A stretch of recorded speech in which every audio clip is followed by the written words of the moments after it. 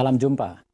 Pemirsa, pendidikan bagi anak merupakan bekal baginya untuk meniti masa depan yang cerah. Tak terkecuali bagi anak dengan keunikan fisik yang memiliki hambatan dalam pengembangan potensinya. Beberapa pilihan pendidikan bagi mereka kini telah tersedia. Namun apakah semuanya sesuai dengan kebutuhan dan tepat sasaran? Bersama saya Hong Chin akan mengajak Anda melihat perjuangan anak dengan keunikan fisik di bidang pendidikan dan penggalian potensi mereka. Sebelum kita berbincang dengan narasumber, kita saksikan tayangan berikut. Kondisi fisik dan kesehatan yang sempurna dapat menunjang kegiatan belajar dan bermain bagi anak-anak. Namun, dikala anak dianugerahi keunikan fisik dan berbeda dengan yang lainnya, kondisi tersebut sudah barang tentu membutuhkan perhatian khusus. Anak-anak tersebut mempunyai hak untuk mendapatkan pendidikan. Berbagai pilihan lembaga pendidikan bagi anak-anak ini sudah tersedia, seperti sekolah luar biasa atau SLB, sekolah inklusi yang telah ditunjuk pemerintah, dan bahkan sekolah umum. Saat ini menurut data Departemen Pendidikan Nasional tahun 2008, jumlah SLB yang ada sebanyak 2.627 sekolah, sedangkan untuk sekolah inklusi sebanyak 640 sekolah. Selain sekolah formal, saat ini telah terdapat beberapa lembaga yang fokus membantu anak-anak yang memiliki keunikan fisik. Salah satunya yaitu Mimi Institute yang dibentuk oleh Mimi M. Lusli. Lembaga yang didirikan pada tahun 2009 ini berusaha untuk mengembangkan potensi anak dan mengembangkan budaya pikir positif tentang keunikan tersebut kepada masyarakat. Pemirsa, bersama saya telah hadir dua narasumber. Yang pertama adalah Ibu Mimi Mariani Lusli, beliau pendiri dari Mimi Institute, dan Fahri Muhammad Rosa yang baru saja lulus SMPN 85 Jakarta. Selamat datang Ibu Mimi, selamat datang Fahri, atau dipanggil Ari saja ya mungkin ya. Ya, terima kasih Bapak. Ibu Mimi, kalau kita berbicara anak dengan keterbatasan fisik, banyak yang mengaitkan atau masyarakat yang menganggap bahwa itu berarti juga kurang berpotensi. Bagaimana tanggapan Ibu tentang hal ini? Iya, bicara tentang anak-anak dengan keterbatasan fisik yang umumnya kita kenal dalam tanda kutip cacat, sebenarnya pemikiran masyarakat dan pandangan masyarakat tertuju pada kata keterbatasan, sehingga banyak orang merasakan bahwa orang yang punya disability atau punya kecacatan menjadi orang yang terbatas. Tetapi sebenarnya yang kita mau untuk mengajak sama-sama masyarakat melihat itu bukan keterbatasan. Orang yang berbeda fisiknya, cara jalannya, cara bicaranya, cara melihatnya, cara berpikirnya, itu lebih merupakan sebuah keunikan yang memang kita perlu kenali bagaimana keunikan yang dia miliki, sehingga kita bisa sama-sama menggali potensi yang dia miliki. Bagaimana cara menggali potensi dari anak-anak yang punya keunikan fisik ini, Bu? Ya, tentunya seperti anak-anak pada umumnya, kita harus kenali dia. Yang istilah kita kenal dengan kata assessment seperti itu, kita kenali dia bagaimana berinteraksi, bagaimana berkomunikasi, kemampuan-kemampuan dasar apa yang dimiliki oleh anak-anak dengan disability atau kecacatan. Sehingga banyak kali masyarakat menilai atau merasa anak-anak dengan disability tidak punya potensi apa-apa karena caranya yang kurang tepat dalam hal ini. Nah, untuk mengetahui caranya untuk bisa menggali potensi, kita harus kenali. Mungkin teman-teman atau anak-anak kita yang sulit dalam hal bicara tentu tidak bisa diajar atau strategi mengajarnya tidak bisa secara audio. Mereka harus dengan visual. Hal-hal ini yang perlu kita punyai sebagai orang dewasa di sekitar anak-anak untuk bisa menggali potensi mereka. Untuk orang tua yang mempunyai anak yang dianugerahi keunikan fisik, apa yang perlu mereka lakukan, Bu? Menerima anak itu satu kunci menurut saya yang paling besar. Ketika anak merasa diterima dalam tengah keluarganya, itulah satu potensi dia, bahwa dia telah diakui apa adanya di tengah keluarga rumahnya. Karena ketika dia merasa diterima, lalu disayangi, dilibatkan, yang nomor 3 itu menjadi satu hal bahwa anak itu akan bisa berkembang sebagaimana mestinya. Ari, pada waktu Ari mau masuk sekolah, ternyata di Pontianak tidak ada sekolah luar biasa. Kemudian keluarga Ari mengajak Ari pindah ke Jakarta ya. Bisa ceritakan bagaimana proses perpindahan tersebut dan kemudian bagaimana proses Ari memulai belajar di SD? Ya, waktu itu tahun 2001, umur saya 7 tahun kan. Nah, harusnya itu kan usia-usia anak masuk sekolah kan. Di Pontianak itu ternyata setelah dicari-cari nggak ada SLB yang buat tunanetra tuh nggak ada. Akhirnya pindah ke Jakarta. Nyari-nyari, akhirnya ketemu SLBA Pembina tingkat nasional di Lebak Bulus. Nah, udah pas akhirnya daftar dan masuk SLB situ, kelas 1 SD. Kelas 1 sampai kelas 4 saya sekolah di SLB. Yeah. Sampai kelas 4. Nah, kelas 5 tuh saya pindah ke SDN Lebak Bulus 02 pagi, SD umum, inklusif. Kenapa pindah tuh? Sebenarnya waktu itu saya dari kelas 3 udah disaranin buat pindah, tapi saya belum berani waktu itu kelas 3. Masih takut, masih ya gitulah. Nah, akhirnya kelas 4 saya mikir, wah kayaknya seru juga tuh kalau pindah ke SD umum gitu, nyari-nyari pengalaman baru gitu. Akhirnya pindah ke SD umum, ternyata pas dicoba, wah asik juga. Lebih enak di SD umum? Iya, lebih enak. Mengapa? Kenapa lebih asik? Teman-temannya lebih banyak, terus kita bisa sosialisasinya lebih luas gitu.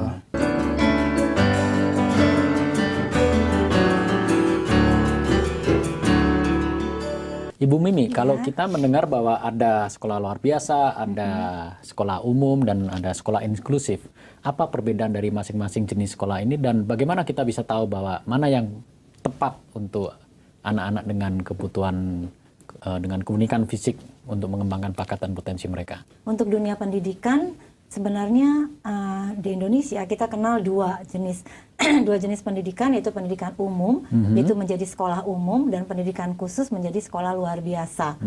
Nah, inklusif adalah satu pendekatan yang mana mau meniadakan hambatan anak dalam belajar.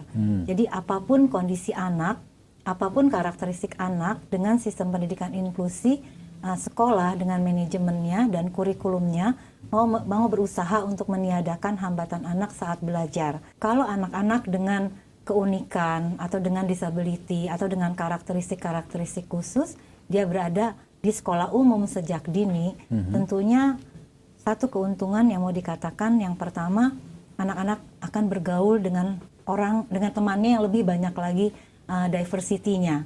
Yang kedua, sejak dini kalau baik anak dengan disabilitas maupun anak tanpa disabilitas bergaul bersama, berteman bersama, diharapkan ketika pengalaman ini mereka sentuh di sekolah, lalu mereka tumbuh besar menjadi anak-anak, lalu menjadi orang-orang dewasa, pengalaman ini akan dibawa ketika mereka menjadi orang dewasa yang berkarya, ya, entah jadi pemimpin, entah jadi birokrat dan lain sebagainya. Hal-hal ini akan menolong untuk menciptakan sebuah masyarakat yang inklusif. Ari, pada waktu Ari belajar di SMPN 85 dan bahkan berhasil lulus di Sekolah Persandat Nasional ini, bagaimana dengan proses belajar di SMPN 85 itu, dan apakah ada hambatan yang menjadi kendala bagi Ari? Belajarnya sih biasa aja, jadi kalau misalnya guru nerangin, dengerin, terus kalau ada catatan ikutan nyatet gitu. Tapi hambatannya itu ya dikit sih, hambatannya paling di pelajaran matematika itu kan banyak gambar. Gambar itu terus kadang-kadang kan ngejelasinnya agak susah, apalagi yang udah gambarnya yang udah sudut-sudut dan kawan-kawannya itu lah, udah ribet deh itu. Terus yang kedua, kalau misalnya IPA praktek di laboratorium, itu masih agak susah itu. Bagaimana dengan kawan-kawan Ari yang lain? Saya dengar bahwa ada cerita menarik bahwa ada seorang kawan Ari yang bisa membaca dan menulis huruf Braille. Oh iya, itu jadi waktu itu kenalnya sama temen itu waktu kelas 2 kan. Kebetulan satu ekskul waktu itu. Terus di kelas 3 ternyata sekelas. Udah gitu sering ngobrol gitu kan. Terus akhirnya dia ngomong, Ri, gue mau belajar huruf Braille dong, katanya gitu kan. Ya udah gitu, Ari kasih catatan huruf Braille gitu kan, A sampai Z gitu.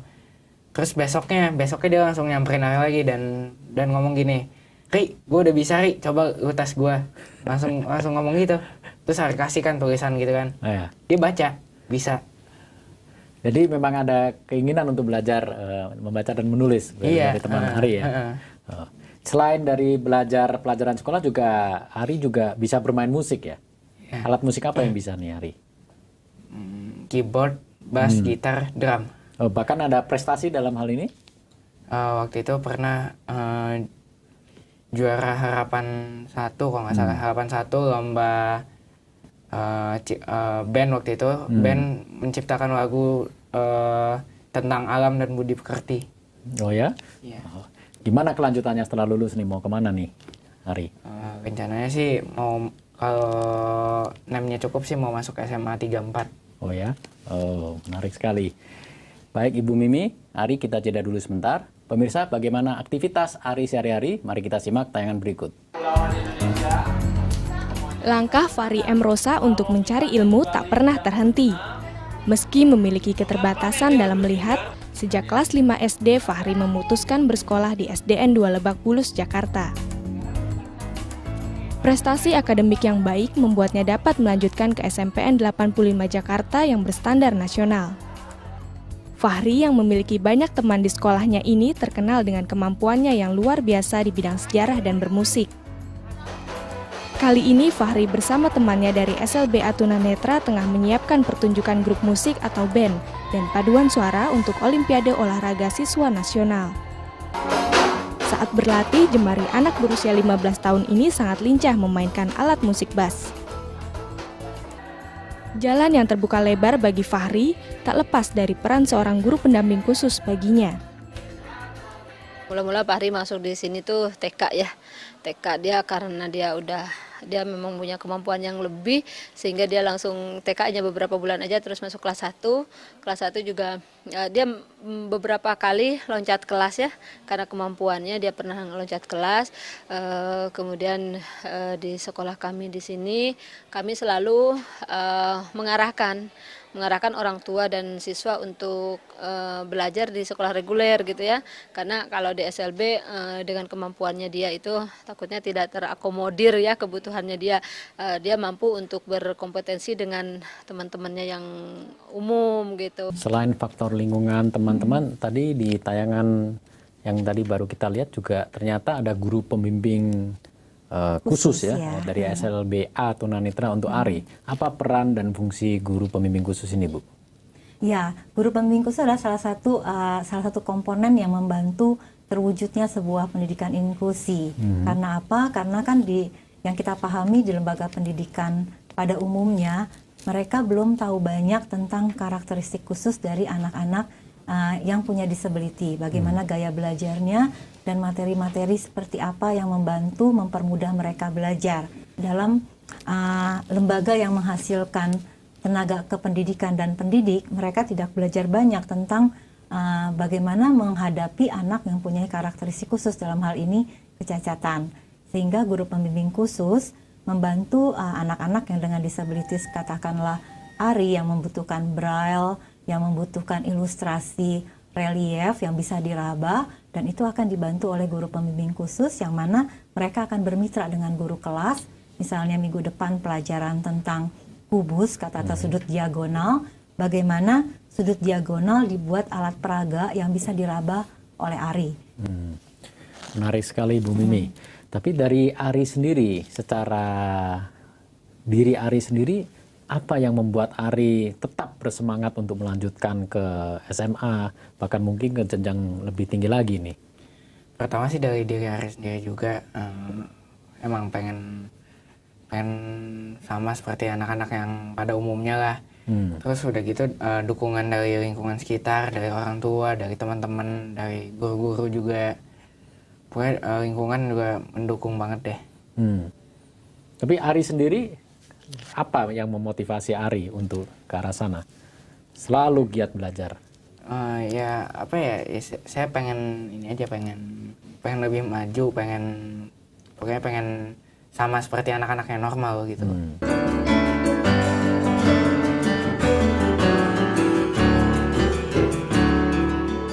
Setelah SMA, Ibu Mimi, apakah tersedia sekolah atau pendidikan yang setingkat dengan perguruan tinggi di Indonesia ini?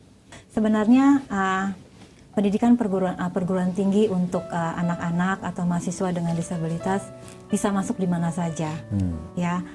Karena nggak mungkin kita akan membuat perguruan tinggi khusus gitu ya, khusus untuk anak dengan gangguan penglihatan atau gangguan pendengaran. Tetapi memang sejauh anak-anak kita bisa berada di sekolah umum, di lingkungan umum mulai dari SD, SMP, SMA sampai perguruan tinggi, itu satu hal yang sebenarnya mengisi makna Bhinneka Tunggal Ika kita, karena kita diajarkan dari filosofi negara kita untuk kita mencintai dan punya sikap toleransi ya. Dan situlah kita mau saling mengisi bagaimana mengembangkan dan membuktikan bahwa kita mempunyai sikap toleransi yang baik dalam hal berteman dengan anak-anak yang punya disabilitas dalam hal ini. Nah, masalahnya memang bagaimana ada hal-hal yang memang belum bisa disiapkan oleh sekolah dan perguruan tinggi, seperti accessible material gitu ya. Misalnya sebenarnya tidak semua, tiap disabilitas punya keunikan masing-masing dan punya kebutuhan khususnya. Kalau hal ini dikenali oleh pendidik kita, baik di rumah maupun di sekolah, sebenarnya tidak terlalu banyak hal yang sulit. Namun memang kita perlu satu disability center katakanlah untuk membantu menyediakan hal-hal yang tidak bisa disediakan di sekolah. Dalam hal ini pembrailan materi, penyediaan bahasa isyarat, seperti itu ya. Tetapi kalau beberapa anak, misalnya kalau guru mengajar dengan 3 dimensi, tidak hanya anak dengan gangguan penglihatan, dalam hal ini Ari yang membutuhkan misalnya ketika mengajarkan konsep kubus, kalau guru membawa kubus dalam arti real kubus ke sekolah, ke kelas, dalam hal ini bukan hanya Ari yang terbantu sebagai anak dengan gangguan penglihatan, tapi semua anak pun ketika guru menggunakan alat peraga kubus, itu akan terbantu juga dan bermanfaat alat itu untuk semua anak. Itu yang harus dipahami secara filosofi bahwa kalau guru mengajar dengan variasi metode, variasi media, dan perguruan tinggi juga menyediakan macam-macam resources belajarnya yang bisa memenuhi gaya belajar semua pelajar, sebenarnya tidak terlalu menjadi masalah yang sangat mendasar. Baik Ibu Mimi, Ari, kita jeda dulu lagi sebentar. Pemirsa, bagaimana pendapat teman-teman tentang Ari? Mari kita simak tayangan berikut. Kerap sama teman-teman, gampang kenal. Dia juga baik, kalau ngobrol juga enak, apalagi kalau tentang musik dia tuh bisa. Dia tetap pertahanin aja prestasinya, dia kan di bidang musik sama sejarah. Itu dia kalau sejarah tuh pinter, jadi ya menurut aku sih semoga dia bisa tetap kembangin terus prestasinya dia. Aku temenan sama dia jadi bisa gimana ya, jadi aku harus berjuang lebih keras supaya bisa ngeraih semua apa yang aku mau. Karena dia kan nggak putus asa orangnya. Dia tuh banyak banget kelebihannya, bisa main musik, terus pelajaran juga jago kok. Kalau saya sih nganggap nggak ada bedanya ya. Karena ya nggak jauh beda lah kemampuannya, cuma itunya doang kan. Udah gitu kalau pelajaran tuh tekun banget. Enak aja orangnya, sahabatan tuh enak. Jadi bisa ngasih kayak kita pelajaran bahwa keterbatasan itu nggak mengganggu apa-apa. Apabila seorang anak dengan keunikan fisik tidak dapat melanjutkan ke jenjang pendidikan yang lebih tinggi, solusi apa yang tersedia bagi pengembangan potensi anak tersebut, Bu? Ya, pertama kita harus lihat dulu kenapa anak ini nggak bisa melanjutkan. Ya, memang anak dengan disabilitas tergantung pada kedisabilitasannya, apakah dia akan dikembangkan ke arah skill, ya life skill, atau memang ke hal-hal kalau yang tidak menyangkut pada gangguan kecerdasan, nggak ada masalah buat anak-anak tersebut untuk sampai ke jenjang perguruan tinggi. Tetapi karena memang keunikan dia terletak pada gangguan kecerdasan, karena memang anugerah potensinya diberikan di bawah rata-rata, nah mungkin anak-anak semacam ini atau anak-anak yang punya perilaku yang sangat istimewa, itu mungkin perlu disiapkan life skill tersendiri yang bisa paling tidak membantu anak ini sendiri. Sehingga saya sangat senang mengatakan untuk mempersiapkan anak ini untuk bisa membantu dirinya sendiri, minimal, seperti itu. Nah setelah itu kita cari minatnya kemana, apakah tanaman hias, ataukah ikan hias, ataukah hal-hal lain, sehingga yang mana kesenangan ini bisa menjadi satu potensial skill yang bisa mencukupi untuk dirinya sendiri. Baik. Ari, apa pesan Ari bagi teman-teman yang lain yang juga memiliki keunikan fisik? Ya jangan pernah menyerah buat jadi kita ya hidup biasa-biasa aja lah, nggak usah nggak usah banyak. Ya kita bersyukur aja lah sama apa yang udah kita dapatkan. Ibu Mimi, bagaimana cara kita bisa membudayakan cara berpikir positif seperti yang Ari telah tunjukkan dan katakan tadi bahwa pantang menyerah? Ya, memang betul, saya setuju. Bagaimana disabilitas selalu dilihat dari sisi positif ya. Nah, untuk mengembangkan itu saya mengajak semua komponen untuk melihat disabilitas itu adalah bagian dari keunikan.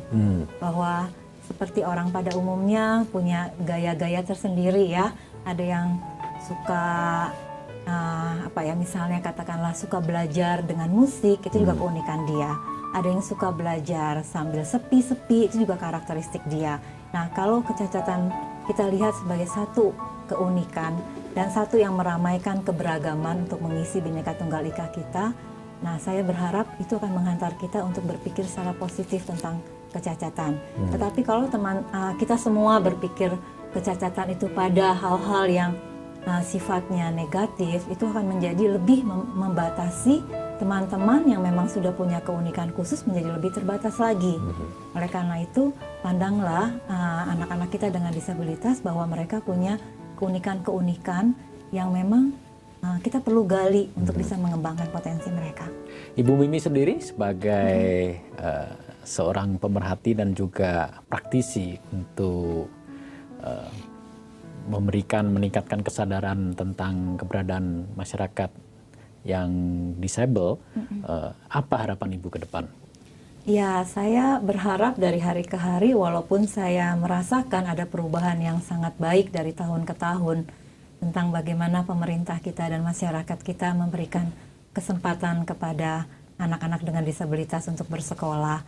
Tapi saya terus berharap bahwa sesuai dengan visionnya MIM Institute untuk mainstreaming disability for better life, karena dengan kita mengangkat topik-topik disabilitas dalam semua lintas kehidupan, saya meyakinkan bahwa itu tidak hanya memberikan manfaat pada komunitas dengan disabilitas, tapi juga semua orang akan mendapatkan manfaatnya. Sehingga saya berharap mungkin banyak komponen masyarakat atau organisasi yang mau juga ikut bergandengan tangan ketika bertemu atau berhadapan dengan orang dengan disabilitas entah di mana saja, karena sekali lagi saya mau mengatakan kejadian kecacatan itu bisa terjadi pada siapa saja. Oleh karena itu urusan disabilitas bukan hanya urusan komunitas dengan mereka yang punya disabilitas kecacatan ya, tetapi urusan kita semua karena semua orang berpeluang untuk menjadi cacat.